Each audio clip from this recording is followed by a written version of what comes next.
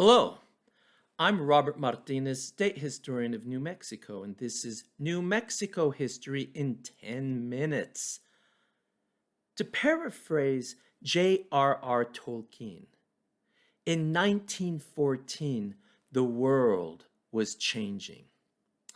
It's no wonder he wrote something like that because it was during World War I, which started in that year, that Tolkien came up with the idea of The Hobbit and The Lord of the Rings.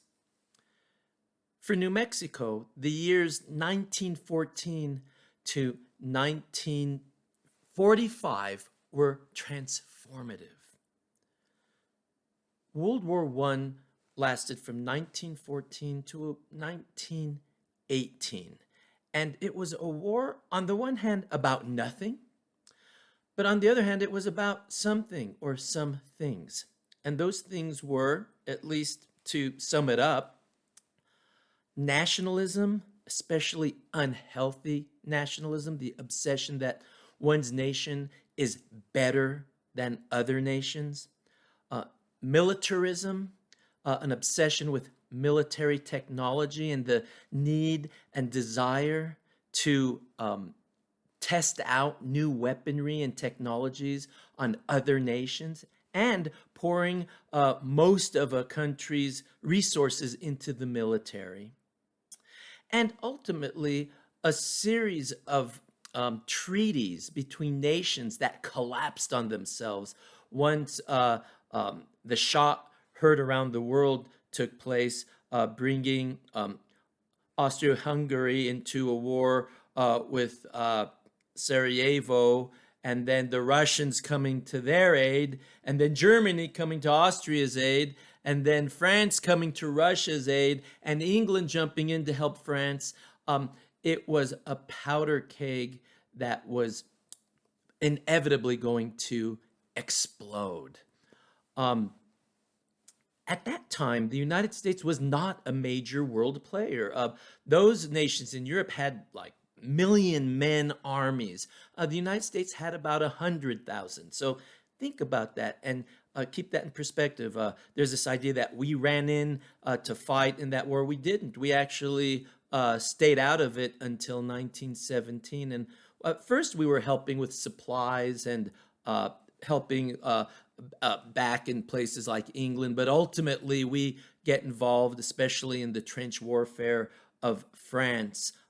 My own great uncle, Roberto Lovato, went to fight in France, and he lived to tell the tale, but a lot of New Mexicans went. We had a pretty high per capita of Nuevo Mexicanos of all backgrounds that went to fight in World War I in Europe. Well, once the war ended, one of the unfortunate offshoots of that war was the spread of the Spanish flu, a devastating pandemic that killed millions of people around the world. It wasn't Spanish, actually. It originated in Asia and then made its way to Europe, and then soldiers fighting from all over the world in Europe caught the flu and then took it home with them. And so in New Mexico, because we had no health services or a Department of Health, the local population, especially the pueblos and the Hispanic towns and the farming communities, were hit especially hard. There were mask mandates in some towns, and there were attempts to stop the spread of the Spanish flu with the closures of theaters and churches and other institutions. Ultimately, though, the situation settled down after a couple of years, from about 1918 to 1919. The 1920s, obviously, all over the United States, saw an explosion of partying, the Roaring Twenties, because people felt a need to celebrate and let it all hang out after a world war and a worldwide pandemic. But in New Mexico, I need to mention in 1921, a man named Holm Bursam introduced a bill to the local New Mexico government attempting to take land from the Pueblo people. The idea being that if um, Americans had settled on Pueblo land and lived there for a certain amount of time, like 10 years or so, they would be given that land. They would have a right to that land. Well, um, the Pueblos would have none of this. They sent representatives to Washington, D.C. To fight for their right to keep their land. This wasn't their first rodeo. They had been fighting for their lands in the 1600s and the 1700s when Spanish settlers would encroach on their land and when they would encroach on each other's land. And then the same thing in the 1800s. But by 1921, you would think this sort of thing would be over. But Bursum's bill ultimately was defeated in 1923. Interestingly, it was also with the help of women's groups that came to fight alongside the Pueblo people to maintain their land base. So the 1920s were typical in some ways of other parts of the United States. We saw an explosion, though, if I can use that word, after talking about war, of interest in New Mexico by artists and authors. We know the famous people with names like Mabel Dodge Lujan and Georgia O'Keeffe. They start to come to New Mexico in this period, the 1920s.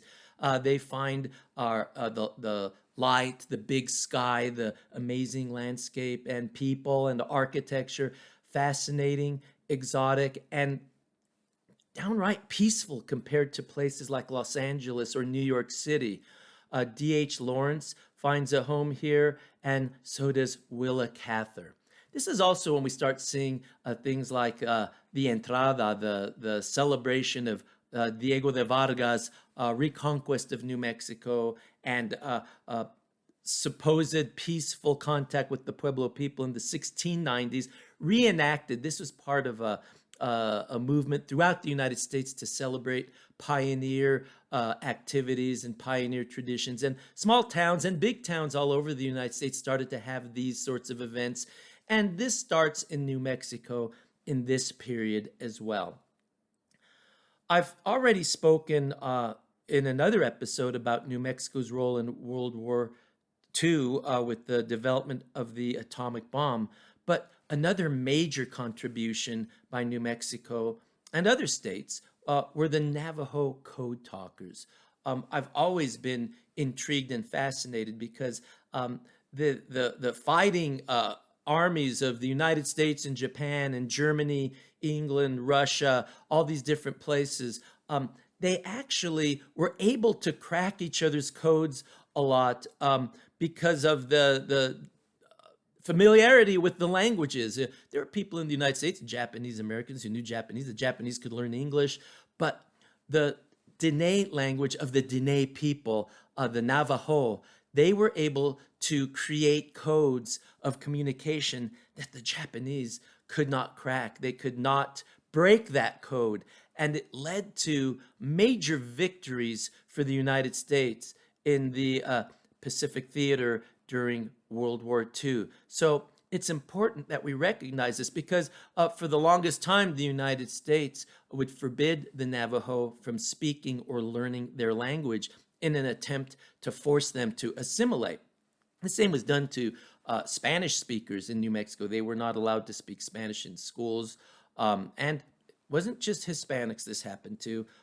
Chinese immigrants, Italian immigrants, they were also forbidden in schools to speak their mother languages. Nonetheless, in a twist of fate, it was the Diné language that would contribute to the American effort in World War II and help us defeat the Japanese.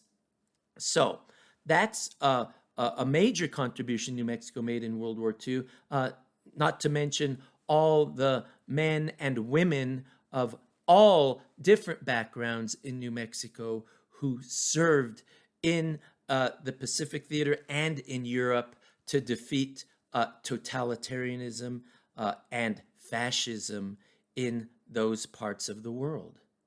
So that's it for now. New Mexico history in 10 minutes. I'll see you soon. Hasta pronto. Goodbye.